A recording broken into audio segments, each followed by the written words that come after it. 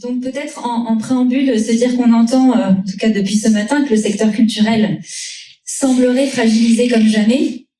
Et pourtant, aujourd'hui, on a bien vu des acteurs culturels non pas fragiles, mais plutôt combatifs, engagés et créatifs, qui ont eu des solutions audacieuses, parfois un peu moins audacieuses aussi. On a vu que parfois, il était plus simple de râler que de rêver, mais souvent plus agréable quand même de rêver.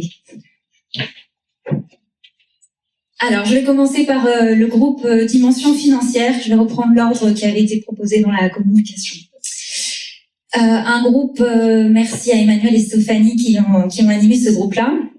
Donc, peut-être pour démarrer, le constat quand même partagé, c'est bon, il y a plus de sous, il y a plus de budget, les ressources publiques diminuent, les financements privés, ils sont durs à capter et surtout, on est épuisé de lourdeur et de démarches administratives, parfois de manque de transparence, manque de flexibilité aussi, avec des appels à projets qui sont souvent enfermants et qui vont parfois jusqu'à même dénaturer les projets qu'on peut porter.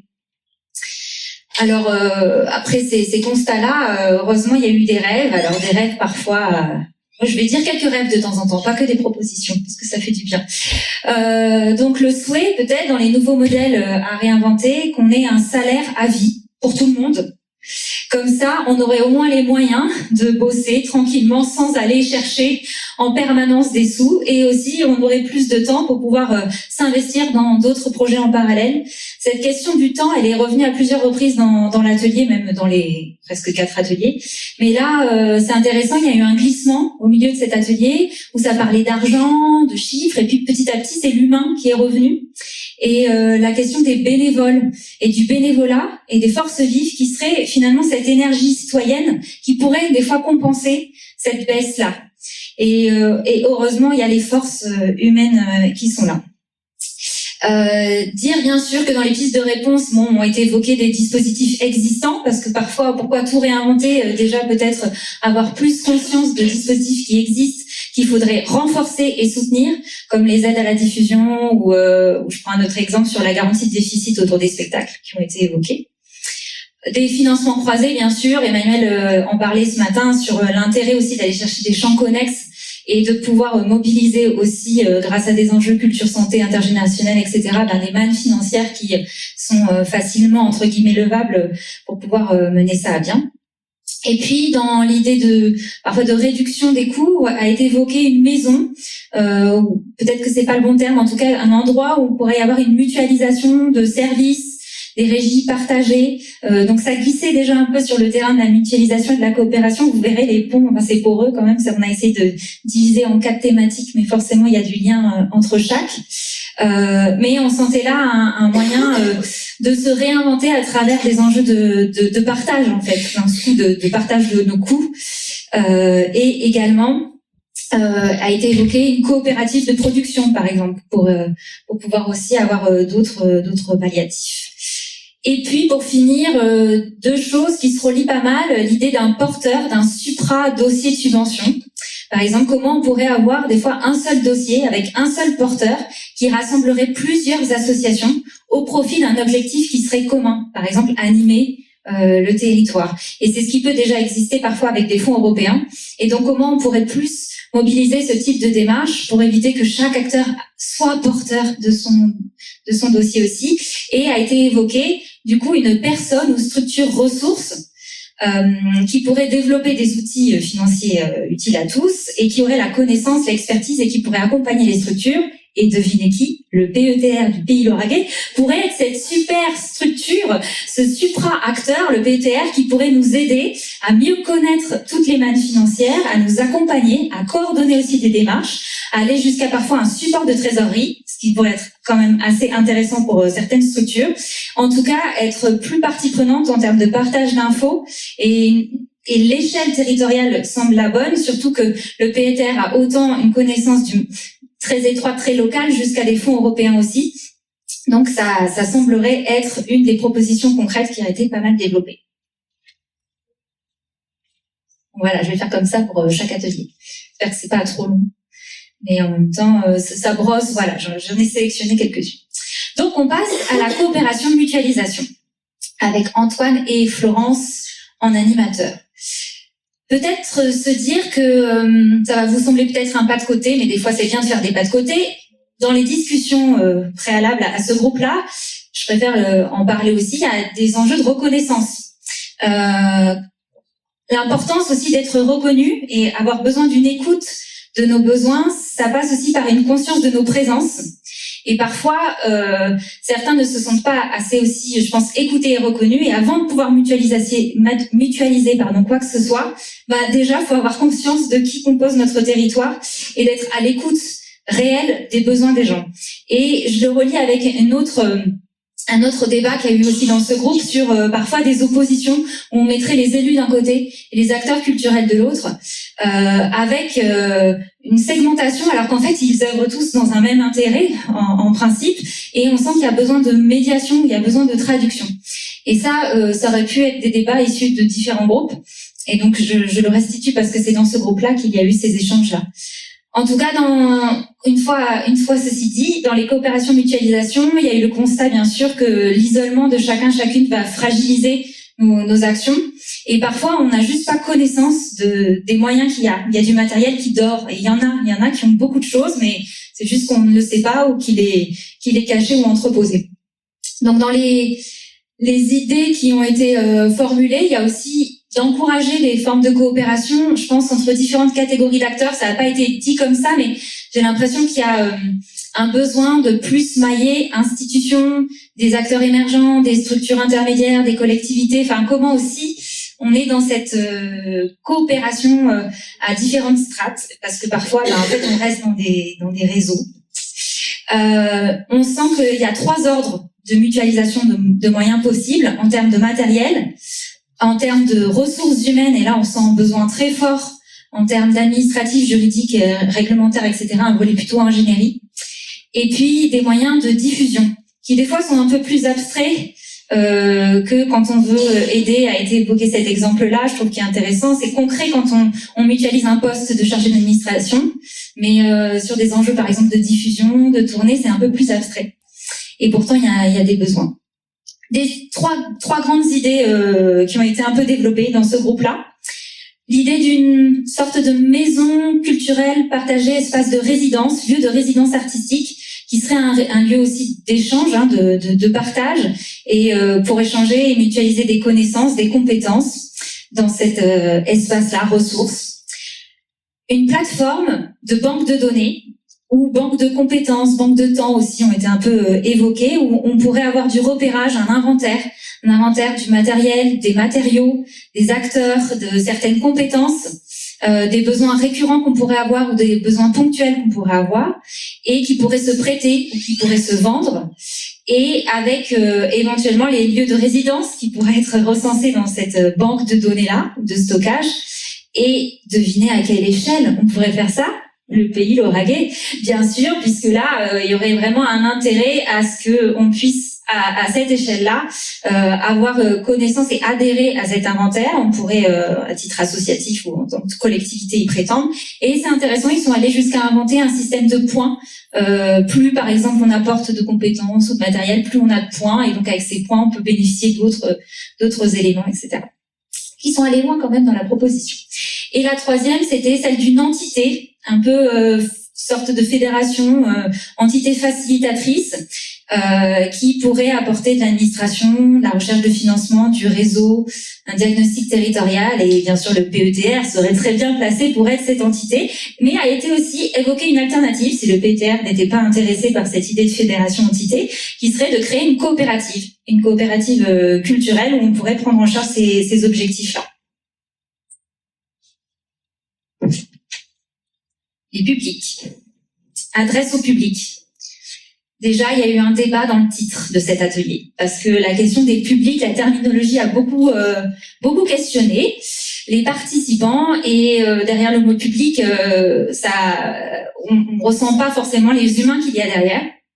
Et donc, je trouve que c'est intéressant, notamment en écho au propos de ce matin, sur le respect et la considération des uns et des autres, des personnes et des droits culturels. Je pense que c'était normal que cette question-là soit soulevée en début d'atelier.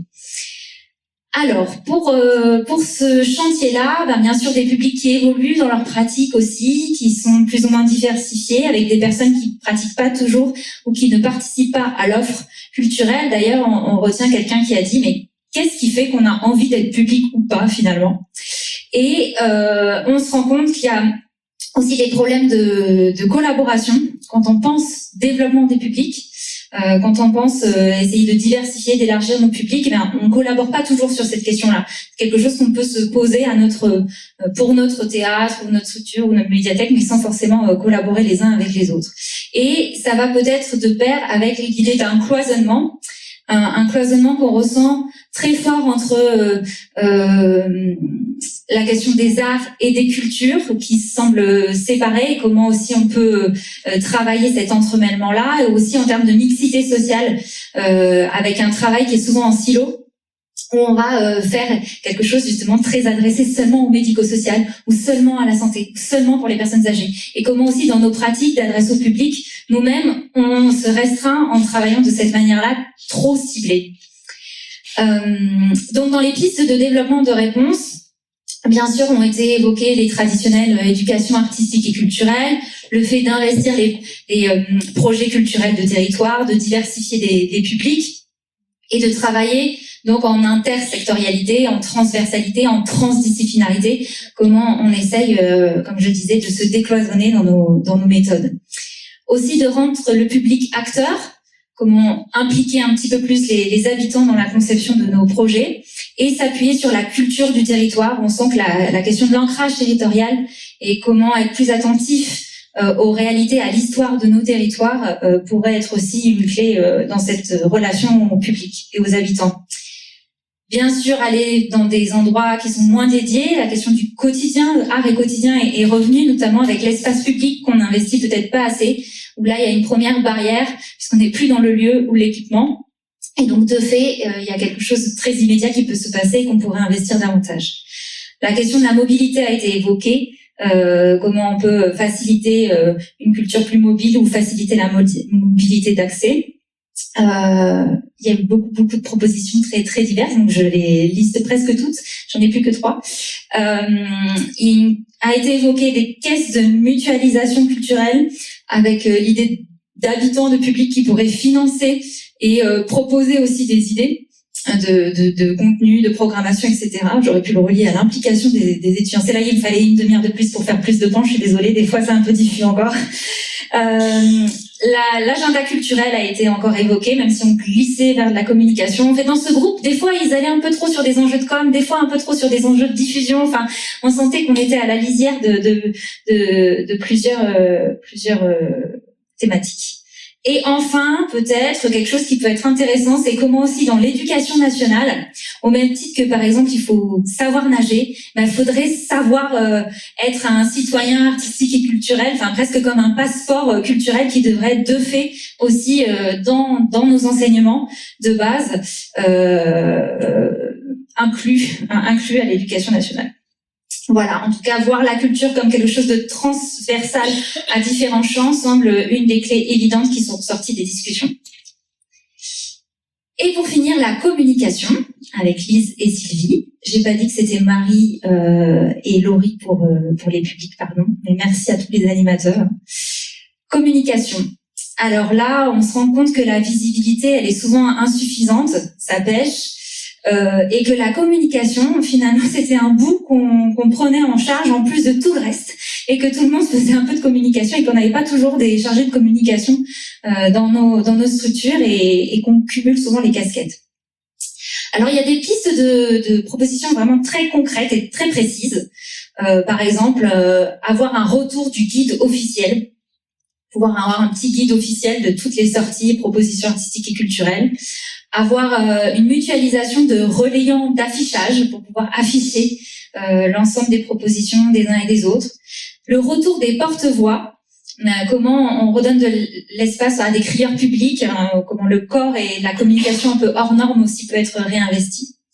Bien sûr, les nouveaux outils numériques ont été évoqués, les applications culturelles qui devraient être encore plus déployées comme Panneau Pocket, par exemple, ou des applications de covoiturage, de mobilité qui pourraient combiner de la billetterie, par exemple.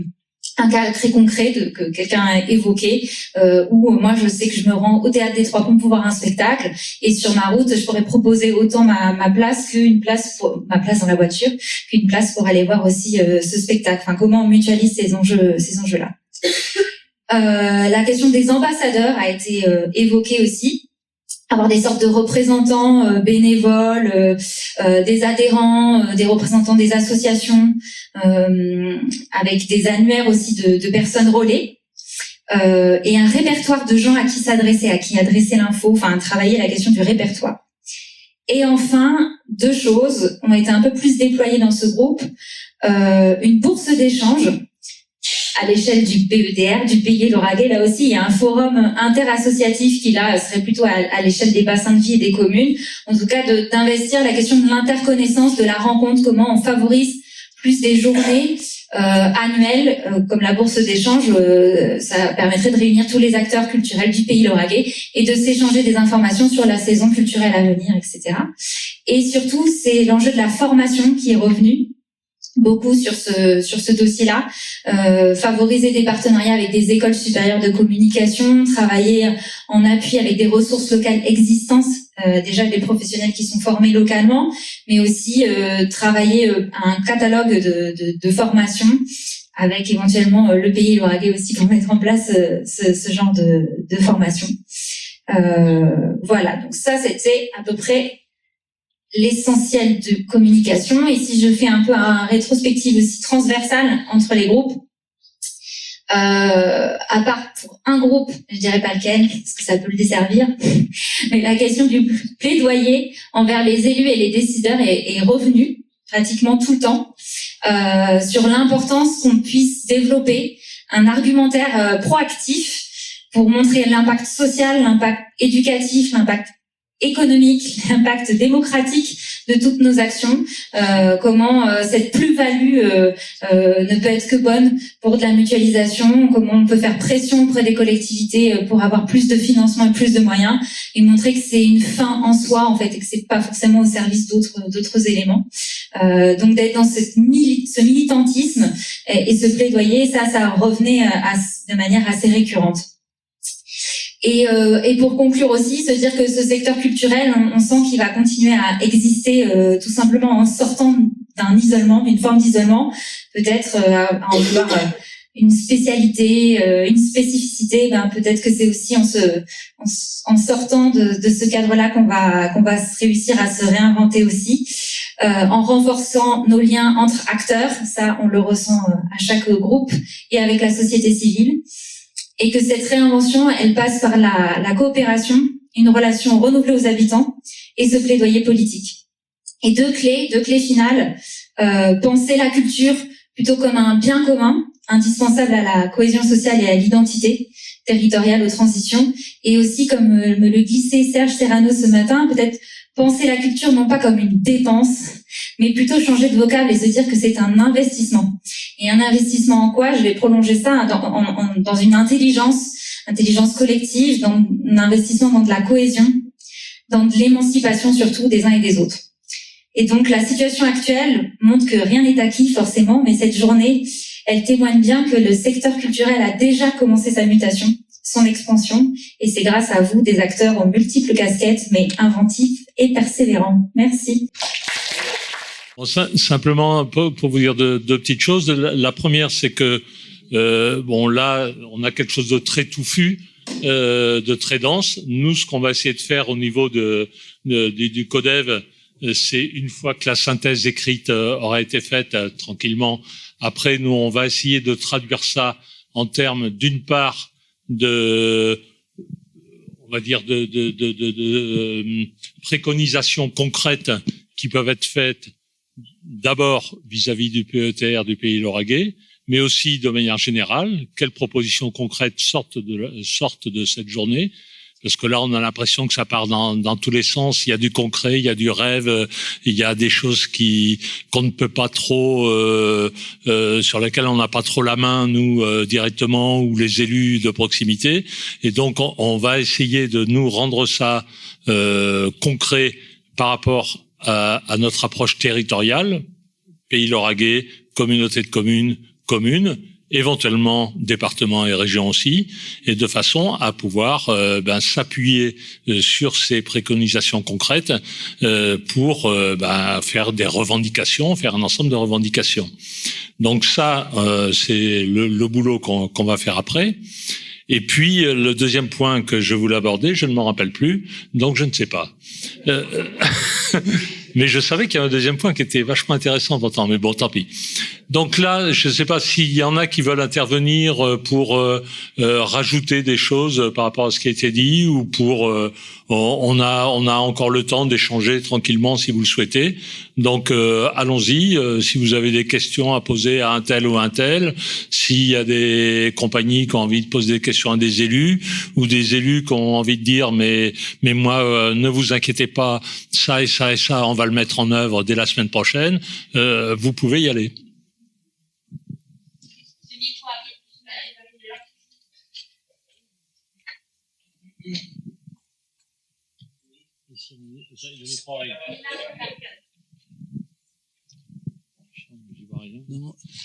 J'ai participé comme tout le monde aux ateliers ce matin avec ma part de responsabilité dedans. Et puis à l'écoute de ce qu'on vient d'entendre, j'ai comme un malaise en fait, non pas sur le contenu de ça, c'est le reflet de ce qui a été dit ce matin, mais j'ai un malaise parce que finalement on a l'impression, en entendant ça, qu'aujourd'hui tout va bien, qu'on est en train de rêver, etc. Alors j'ai bien entendu ce matin que dans notre société, on avait un peu tendance à avoir un côté triste aujourd'hui, mais la réalité, on a bien dit tous que les budgets sont pas là, et en fait, à travers ce rapport, c'est très optimiste, mais moi je suis acteur culturel, je suis artiste de cirque, je dirige une compagnie de spectacle vivant. Aujourd'hui, le constat, c'est quand même que beaucoup de compagnies sont en berne, et ça ne fait que commencer, et on va vers des gens qui ne vont plus avoir de boulot, on va vers des gens qui ne seront plus intermittents, non pas parce que l'aide sociale de la CEDIC, enfin de France Travail, sera modifié, mais simplement parce qu'il n'y a plus de budget. Et ce que j'aurais envie de dire, c'est qu'on a tous une part de responsabilité à saisir maintenant, qu'on soit élu, qu'on soit acteur, qu'on soit citoyen participant, pour exiger des budgets de la culture. Et c'est vrai que dans le constat qu'on vient de faire, presque on l'oublierait. Même si ça a été dit, on est sur des projections comme si tout allait bien. Et aujourd'hui, il faut quand même reconnaître que tout ne va pas bien. Donc c'est bien si on va remonter vers d'autres collectivités territoriales.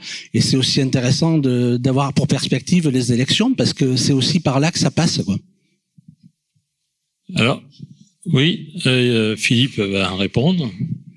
Oui, non, je voulais pas répondre exactement. Je voudrais reprendre un petit peu ce qu'a dit Serge, qui me paraissait particulièrement intéressant. C'est que la culture, c'est pas une dépense, c'est un investissement. On est tout à fait d'accord, et on n'a pas voulu tomber non plus dans les préambules de ce débat et de cette journée aujourd'hui dans un misérabilisme. Effectivement, il y a moins d'argent. Effectivement, on risque fort d'en avoir de moins en moins. Mais si on part là-dessus, on s'assoit et puis quelque part il y a quelque chose qui va pas. C'est évident qu'on aura moins de moyens. C'est évident qu'il va falloir mutualiser, faire autrement, repenser peut-être nos façons de faire et tout. Mais en attendant, on est en période, depuis le 1er septembre, préélectorale. Il va y avoir les élections en mars prochain. Nous, on se fait fort de faire passer ces informations au niveau des différentes communes de tout le territoire lauragais, 167 si ma mémoire est bonne. Donc au niveau des 167 communes, pour sensibiliser déjà les élus à tout ça, et aussi très certainement après les élections, de relancer en disant voilà, on a eu des propositions, il y a eu quelque chose, qu'est-ce qui se passe après? Alors ça sera certes pas suffisant, on s'en doute bien, mais en même temps, qu'est-ce qu'on peut faire à tout ça autrement que montrer justement que cette culture, c'est bien un besoin, c'est bien un investissement, c'est pas uniquement une dépense. Après tout, nos ancêtres, ils peignaient sur les parois des grottes, c'est certainement pas pour rien. Il y avait vraiment quelque chose d'important à ce niveau-là. Et le spectacle vivant et tous les arts et la culture, c'est pas pour rien que ça existe comme ça. Donc, sortons de ce misérabilisme, groupons-nous, agissons. C'est le moment, effectivement. On peut pas en rester simplement au constat. Oui, on va avoir moins d'argent. Oui, c'est sûr, on va en avoir de moins en moins. Bah oui, c'est sûr. Mais que je sache, la culture, le spectacle et tout a jamais vraiment disparu. Voire, c'est aussi un outil de revitalisant, je sais pas comment dire, pour revivre les choses encore plus fort, quoi. Particulièrement en période de crise. Oui, si je peux rajouter un point, ça n'empêche pas, si vous voulez, nous, de notre place en tant que conseil de développement, on peut pas, c'est pas notre rôle de dire allons manifester, revendiquons, etc., etc. Mais par contre, moi, je suis pas un acteur culturel direct, je suis pas un artiste, je ne suis pas dans une compagnie. Par contre, vous nous trouverez à vos côtés. Pour aller manifester, pour aller gueuler, pour revendiquer, etc. Nous, on essaye de recueillir votre parole, la parole des acteurs culturels, pour la reporter auprès des acteurs locaux auxquels nous on s'adresse, c'est tout. Voilà. Mais vous avez eu raison d'évoquer ce que vous venez d'évoquer. C'est un point important. Je pense pas que Camille a voulu sous-estimer ça. Elle a voulu rendre compte de ce qui s'est dit. Mais effectivement, il faut le noter, ça aussi, quoi. Enfin, c'est la première question. Voilà. Mais après, ça n'empêche pas qu'il y a d'autres questions.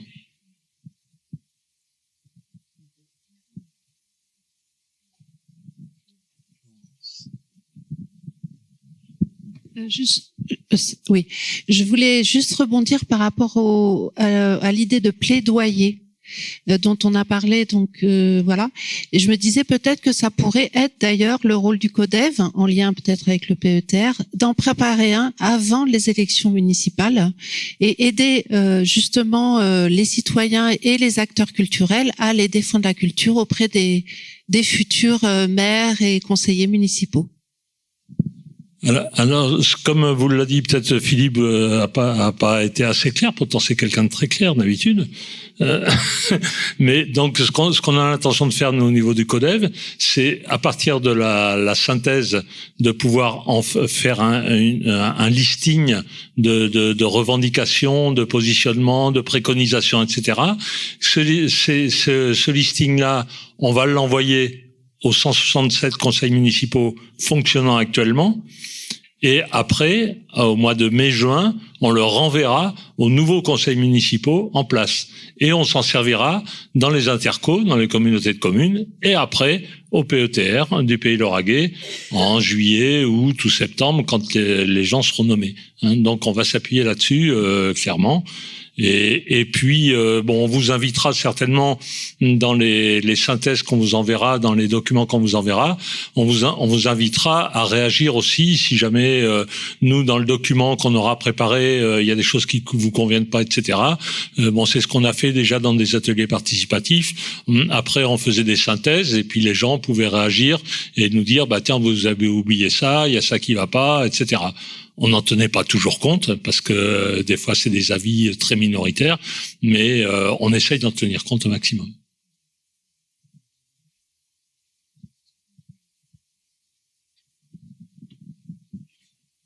Juste pour prolonger ce qui a été évoqué, est-ce que c'est pas envoyer ces revendications entre guillemets ou ces préconisations à une équipe actuelle et ensuite à la nouvelle équipe, est-ce que c'est pas un peu trop tard et est-ce qu'il ne pourrait pas y avoir une communication publique qui s'adresserait à l'ensemble des gens qui ont envie d'être élus, donc qui constituent des listes, pour nourrir un petit peu leur programme?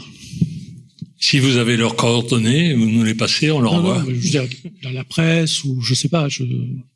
Alors on va essayer de faire après on va voir avec Amandine pour faire un communiqué de presse, enfin un compte rendu de cette journée, et après on essaiera de faire passer ça dans la presse, mais c'est pas ce qui est le plus ce qui impacte le plus la population. Mais oui, je sais pas si vous avez des idées un peu plus concrètes sur comment s'y prendre, on est preneurs nous.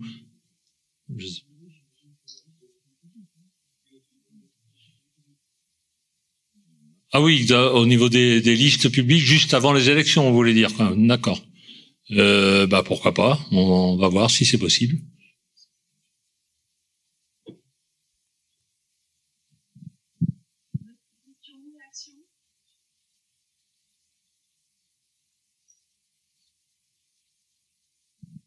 Eh ben, écoutez, on n'est pas obligé de rester toute la journée ensemble. Hein.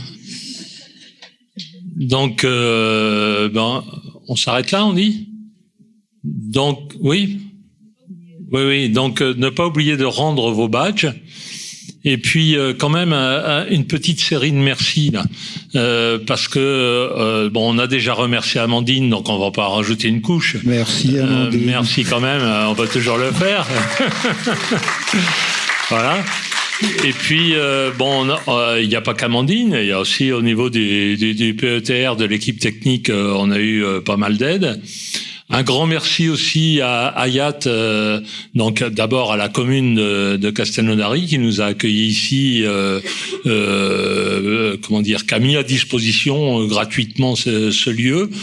Et un grand merci à Hayat, à Julien, et donc vraiment, on n'aurait pas pu faire cette journée sans eux comme ça. Donc vraiment un grand merci à Hayat. Et puis merci à vous. Et puis on va essayer nous de poursuivre ce que vous nous avez amené, de le rendre de manière le plus concrète possible. Et puis on continuera ça. Et à bientôt, peut-être dans quelques mois, l'année prochaine, on verra comment est-ce qu'on peut continuer ça. Nous, on est preneurs. Si jamais je sais pas, si vous avez envie de vous organiser au niveau des acteurs culturels, au niveau du Pays Lauragais, au niveau d'une interco, etc., de monter un petit groupe de revendications, etc., etc. Nous, on est prêts à s'associer à ça. Il y a aucun problème. On est prêt à suivre et en tout cas, on essaiera de jouer ce qu'on a à jouer, nous, de notre place. Oui, moi je veux juste rebondir un petit peu parce que quand même on est dans des locaux super. Vous avez vu le théâtre, vous avez vu le forum, vous avez vu la galerie Paul Sibra. Un grand merci à la mairie de Castelnaudary quand même parce que du coup tous ces locaux non seulement ils sont superbes et c'est pas évident pour une municipalité d'arriver à avoir et à faire vivre des beaux locaux comme ça. Donc merci à ceux qui les gèrent. Remercie à Hayat et remercie à toute l'équipe municipale de Castelnaudary dont Madame Giral qui est présente dans la salle. Et puis vous avez vu aussi la galerie Paul Sibra, c'est des lieux superbes d'exposition, de lieux. Merci de les avoir partagés, merci de nous avoir permis de faire cette journée et on espère que ça vous a apporté quelque chose. Merci à tous.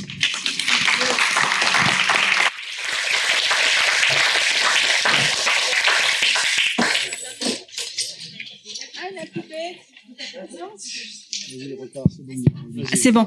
Un dernier point pour moi. Au nom du PETR, je voulais remercier Monsieur Fabre et Monsieur Serrano qui étaient là aujourd'hui et qui ont permis aussi d'organiser cette journée. Merci beaucoup. Merci au Conseil de développement pour avoir initié cette journée et pour l'accompagnement tout au long de la journée. Merci à ma collègue pour le coup de main dans l'organisation, notamment Laurie, Florence et Elise qui sont là, Sylvie qui est partie. Merci le Labo des Cultures pour la restitution.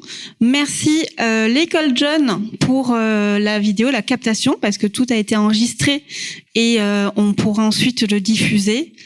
Merci à la compagnie Lys, Ariana Pellini pour le super spectacle que vous avez vu. Le traiteur c'était Odile de Julie. Et enfin, je termine là, mais n'oubliez pas de nous rendre les badges. Voilà, ne partez pas avec, s'il vous plaît. Merci beaucoup et bon week-end à vous. Merci.